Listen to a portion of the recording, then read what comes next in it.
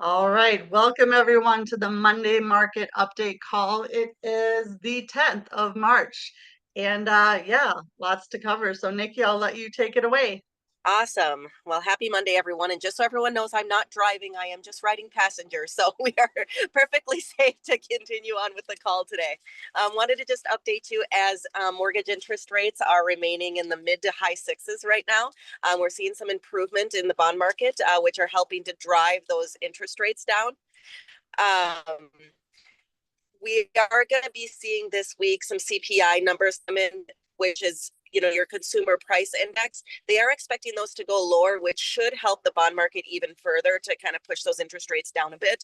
But all good signs. Jerome Powell came out on Friday and did talk about the Fed being a little bit patient and a little bit more conservative, but all the information, all the numbers that are coming in are indicating that they're going to have really no choice but to continue to lower those interest rates. So predictions right now is that it's in there. We kind of keep an eye on it and see what happens. That's an extremely early prediction, but right now everything is looking good from that standpoint. I just wanted to talk a little bit about property taxes and some of the things that have been going on in different states, and specifically property taxes as they pertain to new construction property. So as far as property taxes go, as everyone knows, that property gets assessed every year, and then there's a certain tax amount, and most of the time that tax amount just keeps going up every year.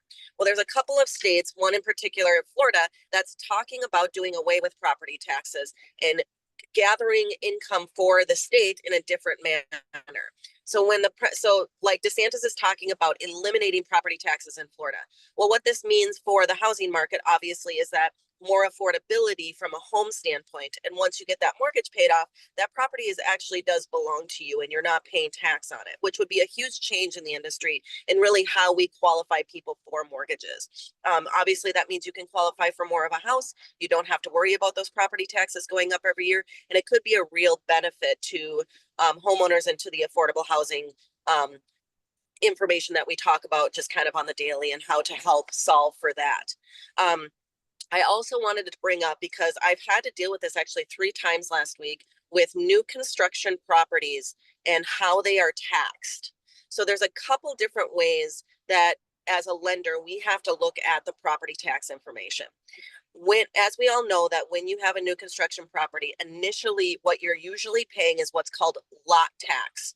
And what the lot tax is just the tax on the bare land. And the actual tax value or the actual assessment for property taxes usually doesn't happen until a year or 2 later after that home is constructed and built.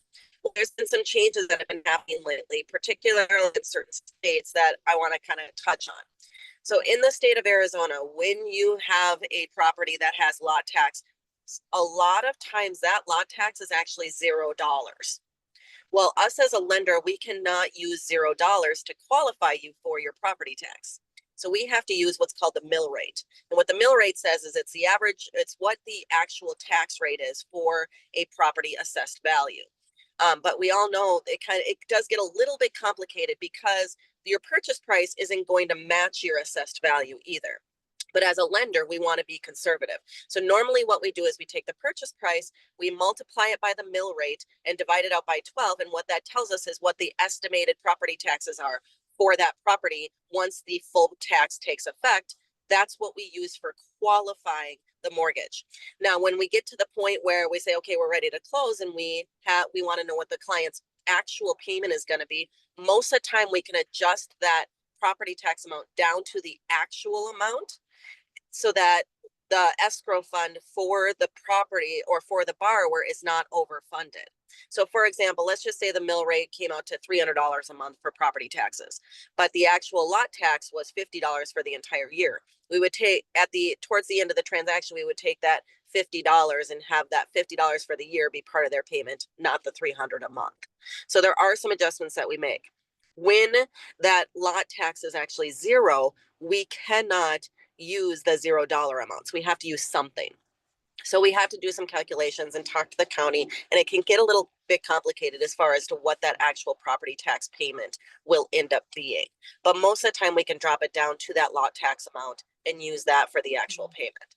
In Minnesota, contrastly, what Minnesota does now is they have, while the home is being built, they will do a unimproved or a estimate of the yearly tax for that property during the time that it's being built. So it goes from lot tax to an interim tax amount to full tax amount.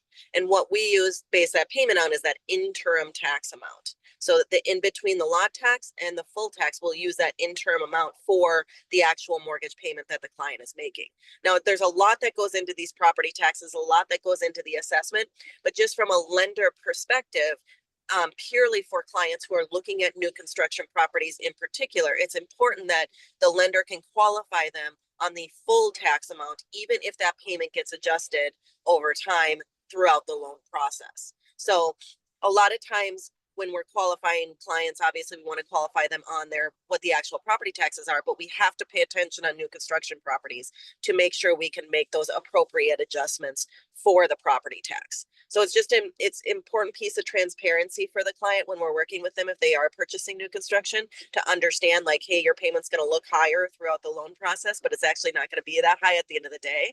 Eventually it will, but just include that transparency part. And important for realtors to also understand and inform their clients that if they are looking at new construction properties, your payment is going to increase over the first couple of years based on those property taxes alone, and just something for them to keep in mind so they don't overextend themselves at the beginning.